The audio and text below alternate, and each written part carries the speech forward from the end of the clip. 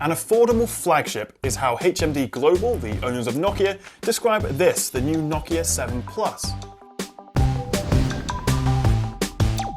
Out of all of their new 2018 phones, from the nostalgic Nokia 8110, aka the banana phone, all the way up to their new flagship Nokia 8 Sirocco, for me it's the Nokia 7 Plus that really stands out as the most interesting and potentially worth buying. Starting from £400 or around $450, the 7 Plus is almost half the price of the top-end Sirocco, and yet I think it looks and feels much nicer. It's Nokia's first phone with a taller 18:9 aspect ratio, and combined with thinner bezels, the 7 Plus is a great looking phone.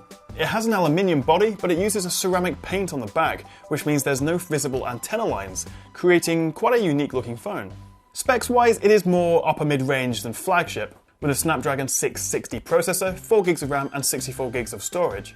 But it still feels really fast and responsive, which is thanks to the stock Android 8 software. There's no heavy skins, no bloatware, just clean and simple Android 8 Oreo, which is something I really like about it. And the upside of using a less powerful chip, Nokia confidently say this is a 2-day phone, although I'll test this properly in my full review.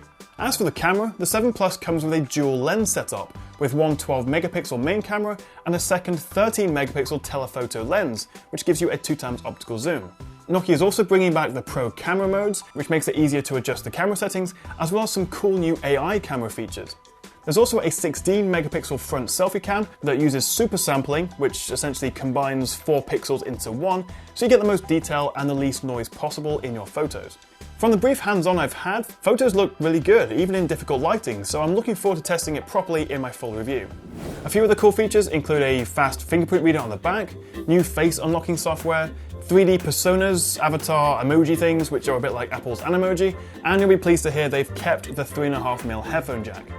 So first impressions of the Nokia 7 Plus are really good, with its competitive pricing, beautiful design, slick stock Android software, and nifty dual camera setup. I really think the 7 Plus could be a big hit when it comes out in April, even though it does have strong competition from the likes of the OnePlus 5T.